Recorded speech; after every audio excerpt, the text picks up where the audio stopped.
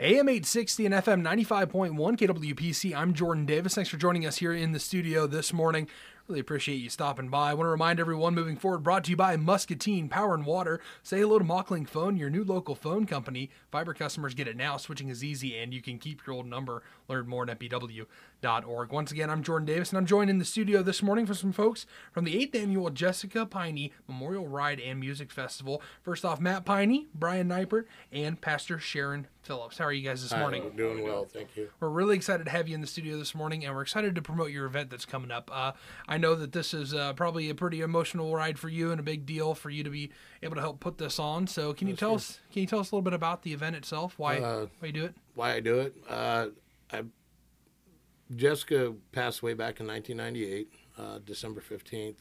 We donated her Christmas presents that year to Sharon, and a few years ago, I got back into riding. I raised my kids, got them out of the house, and finally had some time on my hands to where I could do something for us. And as we got to riding, we thought we saw all the other events that were going on around for charity and stuff like that, and we thought a good way for us to make something for the closet and help raise some funds was to start the memorial ride. So it started 8 years ago with 4 bands. I made some new friends along the way. Mm-hmm. I never knew these guys before I started this. Asked them to come down and play, and we started small, but it's grown bigger and bigger and bigger every year. That's incredible. Yeah. So the first year, what did it look like? Was it how many folks involved? We had like 30 bands. We had Remember like the hay bales? we had 30 bikes showed up maybe. We were so poor that not poor, but just didn't have no money behind it, that we put a semi-trailer down, and the Love Dogs go, well, we play on a hay stage all the time. We're like, hay stage. So we threw hay bales down and put plywood on top of it. And by goodness, it worked as a stage for the first year. That's and awesome. And then the following year, we decided we weren't going to pay bands that year. The next year, everything was going to go. If they wanted to play, they could donate their time. Wow. And then the next year we did 6 bands. I think the following year we did 8, and then we did 12, and then we did two nights last year. And this year I just finally went, and we're going back to one night, because it just wore me out. I mean, last year I did Friday night at the Brew. I did a ride all day Saturday. Then I went on, back again to the Brew for another. We had 12 bands last year, and I just wiped out by the time the weekend was over. Imagine. So, I'm getting older in age, and I thought, we're just going to cut back to 6 bands this year and do one night, keep everything on one day. That's so, great. Hey, yeah. 6 bands, that keeps it competitive, right? They're Yeah. like, we want to be the ones that get into play, right? Yeah, and these guys play, and they play loud, and it's always a good show. We got a blues to start, to start off the night. A blues band coming out of Atoma. I mean, they're driving 100 miles on their on their own dime. Wow. To get up here. That's to play. awesome. Yeah, so That's great. it was the first time somebody contacted me to play. Gotcha. Through the website. So they'd heard about it? They'd heard through the grapevine somewhere, and they wanted to play. So they were one of the first ones to sign on this year, and I'm like, sure. I'm from Atoma, so I'm like, yeah, why not come up and play? And then, just always we have the solid guys like Seven Shy and Facing Time that'll be there, but we also have, Toxic Blonde and Hong Kong Sleeper are new this year. So 3 of the bands of the 6 are new. So that our new music coming in. So it's it's the way it is. It's wonderful what they do. I mean, I'm just the guy that kind of sets it in motion, and then these guys take off that night, and I just get to sit back at like a killer concert for for the night. So yeah. That's awesome. Yeah. Let's talk about the ride. So where do you guys go? You start out at Riverside Park. Yep. Well, 10:30. We'll leave Riverside Park 10:30. Registration open at 9:30. At 10:15, we'll do a bike blessing with the CMA group, the Pearl City Disciples. Will bless the bikes. We'll do a group picture, and then we'll head up from there. We'll head to Judy's Bar Gin in Buffalo, make a stop, head over to Ducky's Lagoon, make another stop, and then we'll get back to the Brew. It's not a poker run. I mean, a lot of bikers see charities. They're used to rides that used to stop 5-6 bars at a time, and that's just not us. We just don't do it. We try and make it more about the ride, more about being able to sit back where at your stops, relax a little bit of time. Gotcha. Not You're not on the road that entire right, time. yeah, You get to sit down and hang out for a yeah, little bit. exactly. And we have a huge music festival at the end of ours too. So we're not out on the road till 7 o'clock at night like most poker runs and stuff like that. We're gonna come back. We're gonna rock hard for once when we get Several back to hours, the right? Yeah, several hours. I think I read 4:45 until like what 1 o'clock. Yeah, 1 o'clock in the morning. 4:45 to 1 in the morning. That is a lot of rock and roll right Yeah, there. it is. It is. It really is. So we'll have a good time with it, and we always do. We have a great crowd. The brew treats us well down there, So we'll have a lot of fun. We're actually giving away a acoustic guitar donated by Mike Ritchie and Ritchie Lights and Sound.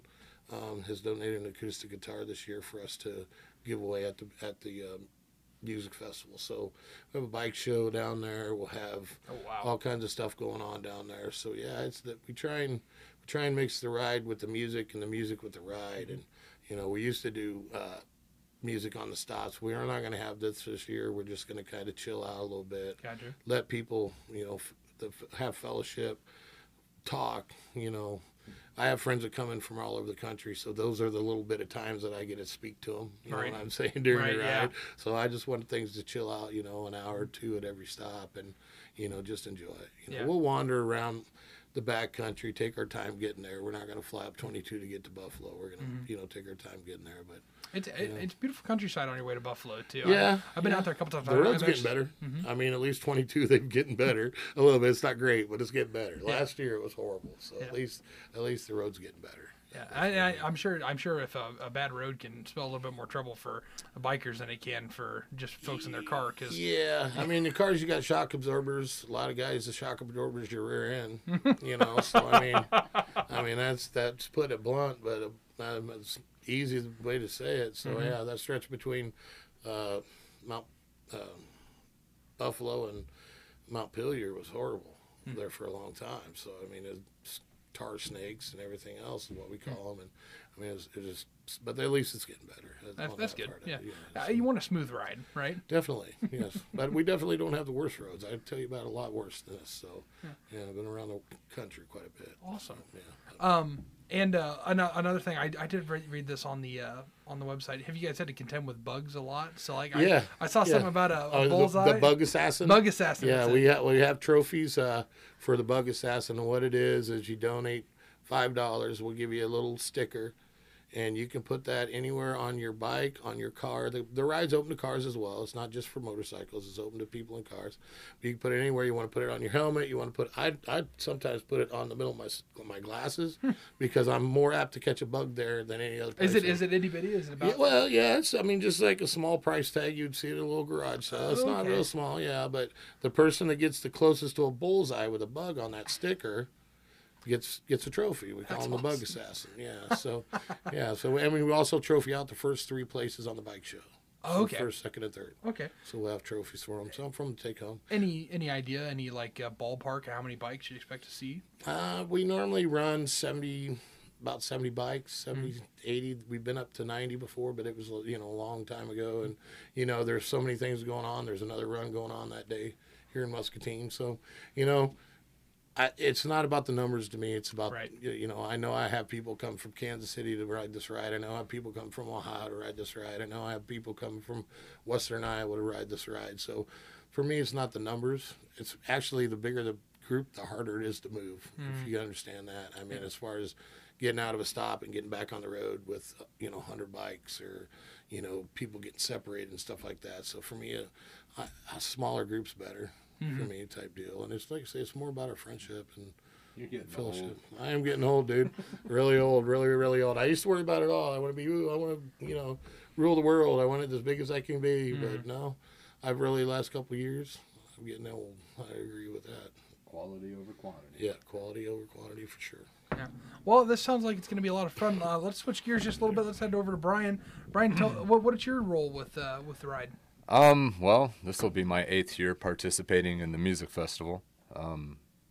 My main band, Seven Shy, this will be our 8th performance there. We were one of the original, there were 4 bands? 4 bands. 4 bands, and we were luckily right before the hay stage, so we got our gear out of the way before all the hay bales came flying out. Basically I we've done quite a few things over the years in just friendship with the group in Pearl City Life Riders, with various just charity fundraising events or whatever, but it's mainly been through music. I met Matt and Tanya from playing in bands and them saying, hey, we're throwing a little shindig and would you like to participate? And we didn't seem to have a problem with it and still don't to this day. So they even gave us a nice little plaque last year that we keep in our practice room. Oh, that's cool. But yeah, basically everybody should be back at the brew around 4 o'clock or so. And then I think it's around 4:45 the bands start. And that's that blues band from Ottumwa, the John Paul Jones group. I've seen a couple videos on YouTube, just looking them up or whatnot, and kind of looking forward to see them anyway. One of my new bands that I play the drums in, Facing Times, after that, and then Seven Shy after that. So there is a bit of a build up in the lineup, and then. So you're playing in 2 of the bands? Yeah. You don't have to tear down. That's a good part. He has to play twice, so you don't have to tear his kit down. That's awesome. Maybe I had some pull with the arrangement of the lineup, so that way that had to take place. But Seven Shy will play third anyway, and then Becky Anson and First Impression, who are members of the Life Riders, will play, and you won't want to miss that. And then Toxic Blonde after that, they have a female lead singer as well. And Mark Wagler, a local musician, guitar player, has been in music his whole life, even works at West Music, or did for as long as I could remember. And so they're a very excellent band. And then Hong Kong Sleepovers coming from Monmouth, Illinois. And this will be their second or third time over here, I think. First. Well, they've been in town. Playing their Great River Days, but they've never played for us. Okay, so their first time. So they'll close the show. So it's a steady build up. It won't be a boring night. Let's put it that way. Excellent. Well, I'm really looking forward to hearing that. I live down there just by the brew, so I'm going to be. Man, if I'm not there, I'll hear it. You'll hear it. Yeah, you'll hear it. For sure. Excellent. So but for a $5 entry fee, you might as well just come on. Yeah. Why the heck not? Yeah, Are you kidding me? Yeah.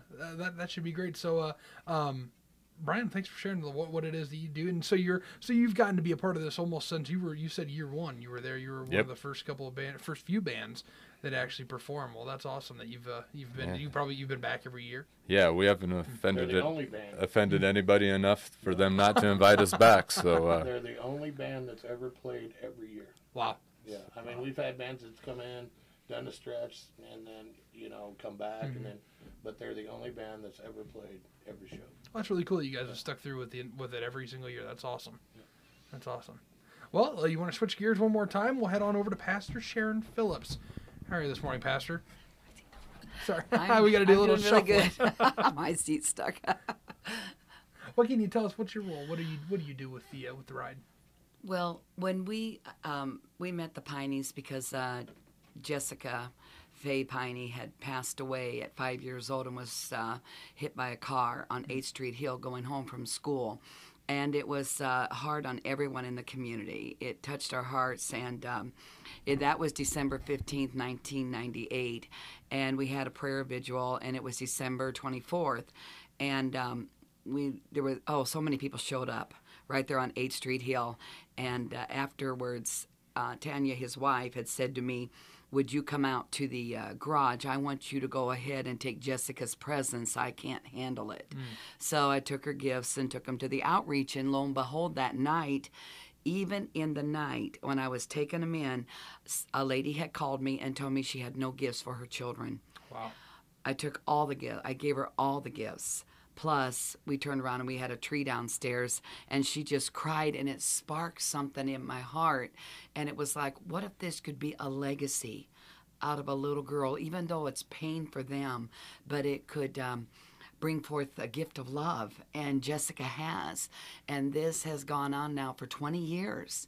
And we don't operate with money. Everything is free. The people in the community just say, we want you to give this away free. We don't want it charged for, and that's what we've done. I don't know. By the grace of God, we've made it, and what Matt does and what Brian does has helped us keep it going. Mississippi Brew has been a blessing to us. Even during Christmas time, they have donated money for us to give to children and get them nice gifts that are underprivileged. And every year it gets bigger and bigger. Jessica's Closet is, boy, it's like a 7-Eleven. I mean, people are in and out all the time. Wow. And we're known in Davenport and Burlington and so many areas that come down. And when they get an outfit or a nice outfit, or even a child can come in off the streets, and that's what I was telling Matt. I said, when we was at 401 Mulberry, what touched my heart was the kids were coming in and they were telling me that kids made fun of them because they didn't have a nice outfit for school, they didn't have shoes, and that's how we started the shoe drive. But through a little girl, and that broke our hearts, came a legacy of love. And we've outgrown 908 East 9th, and we need a bigger place. We don't have the funding for it, but we were hoping that someone might have the heart to want to help us, because everything is free, whether it's a bed. I had a boy put a mattress on his skateboard and take it home. And there are children that need a bed, or elderly people, whatever they have need. We roll a truck. We run a truck to help elderly people, anyone in town that we can with what we have, and in any way possible to make a difference. But it's helped people. And I've had people say, well, do you think people should get things free? And I said, well, let's figure this out. Do you know what people pay in rent nowadays? And how they try to get gas for a car, or they try to get a ride to work, time they buy food, groceries, there's nothing left. They need help. And to be able to give them nice furniture in their homes, they keep saying, this is free? Yes, and it came out of a little girl named Jessica Peine. And very, very thankful for this run. I know it's not easy. It takes them hours to put it together. Brian had just had a loss. His wife was wonderful, and he had just lost her, and he's back at it again in her name, for her name's sake, Rachel. And very, very thankful for that, because out of her love, her last request was to be able to give the funds to Jessica Faye's Closet, and we needed it so bad for like a light bill. And he comes to my door, and we get this check, and then Matt, just keeping it going. But that's what it's all about. It's about helping people in any way possible. When you're dealing with elderly people and they can't even move, or they need help, it's so important to be able to do that and be part of that. So I'm thankful that Matt thought of us. I'm so thankful because out of his pain, they're doing something wonderful for the community in Muscatine. And not just here. We go into the Indian Reservation. They know Jessica Faye's Closet in Pine Ridge, one of the poorest areas in the United States of America. They know there's a Jessica Faye's Closet in Muscatine, that we take in tons of clothes, anything they need, whether it's beds or dressers, not taken from our community. But this is how much people have given to us. And we just keep taking it out and rolling the truck. And we do fundraisers to raise money for gas. And that's what we do. So we're very, very grateful. That's incredible. What an incredible story. I mean, I can't imagine the pain that comes along with that. But to have something so incredible come out of it that's wow. Wow is the only word I've got for it. Wow. Yes. Well, then it's just even that more important that folks need to get out and you can support. So what other ways are there that folks can support the actual ride? Like if they're not a rider, if they maybe folks can drive in the sure, it's open to cars, Jeeps, trucks. Somebody gets their bicycle out and can ride fast enough, they can come along too. I mean, it's open to everybody. I mean, it's not just a biker event. I mean, we don't want it to be that way. It's called a memorial ride. But yeah, it's open to everybody that wants to come to it. You don't have to be on a motorcycle to do it. You can drive your car. We charge it pretty cheap. It's only $10 a person on the ride to come along, and all those proceeds go to Jessica Faye's Closet. And we send some to the Iowa Donor Network as well for organ donation awareness. That's been another. Our patch is a green ribbon in our club. As far as, and that's what we promote in Jesse's name as well, is we call it recycle yourself. That's our big thing as far as organ donation, as well as recycling yourself in the community as far as the stuff you're going to throw away. And I'm not saying anything bad about the Salvation Army, Goodwill. Not trying to say anything bad about them at all, but this is all free. It's all given, and it's all given back out free. Wow. So, I mean, it's a big deal. And I know those other organizations help, and they do great things, and they help all around the world. But this is what sets us apart is it's all free. You know, people don't have to worry about, you know, if they go in there and a little boy sees a pair of shoes he wants, he takes it. You know, and if they want a T-shirt they want, they take it. So that's important to us. And as frustrating as it can be, and my wife and I can tell you both, even from last night, we kind of growl at each other sometimes over this. But it's for her. That's why we do it. It's for Jessie. And I know she's proud of us. I know she does. You know, she looks down from above and realizes what's going on. And every day or every year about this time, you know, people start chattering about Jessica's, you know, Jessica's memory again, and that's what it's great for us. I mean, she's always around. You see these shirts everywhere. You know, we print shirts up. They're $20. You can either get them at the ride or through PearlCityLifeRidersRC.com. Get a hold of me. I can get you one. But all those proceeds that we raise from that as well goes to the closet and Iowa Donor Network. So, I mean, you see those shirts everywhere. Everybody knows the logo on the front of them. So it keeps that legacy going, you know, and like she says, it's a legacy of love. And we've met some great people through the donor network. That's the stuff that chokes me up. I've met through the riding group. We now have donor mom and dads, people that we've been at bike places and have seen our patches, and they know that symbol.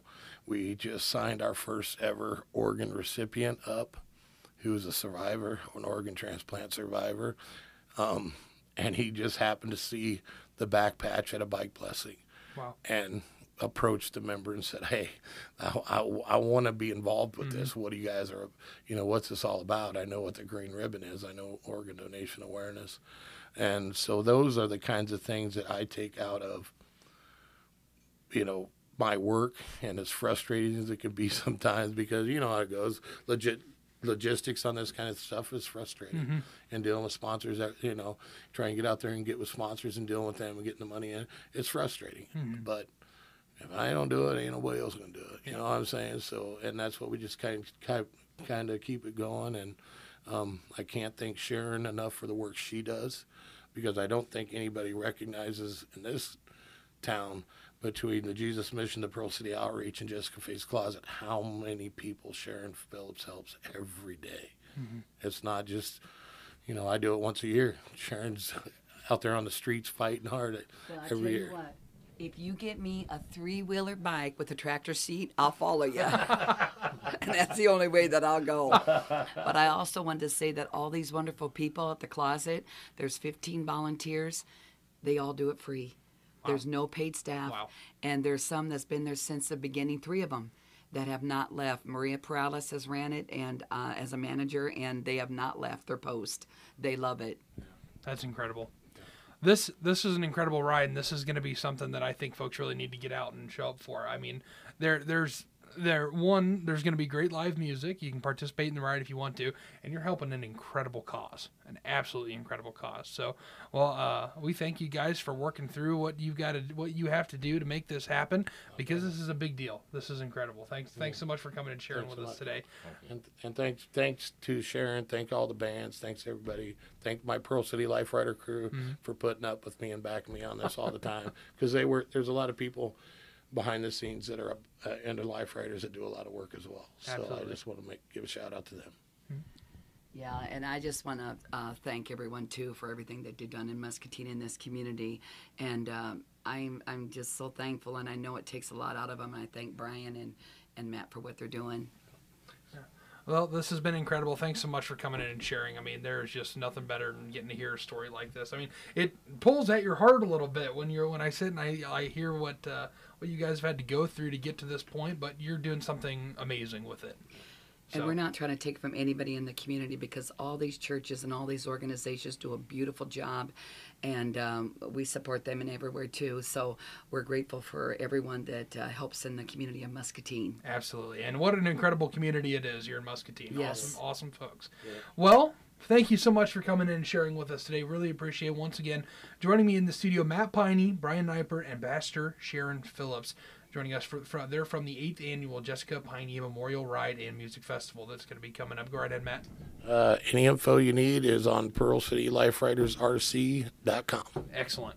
Go check it out. Go find out how you can get involved and how you can help make their mission possible. So thanks so much, guys, for joining us. It has been a real pleasure. Thank you. Thank you. This has been Moving Forward on AM 860 and FM 95.1 KWPC, and the Voice of Muscatine is always brought to you by Muscatine Power and Water. Mocklink is always Muscatine's fastest internet, and gigabit speed is coming. Mocklink TV beats satellite and includes video and music streaming. New subscribers save big, even more when you bundle. Learn more at mpw.org. Thanks again for joining us here for Moving Forward on the Voice of Muscatine.com.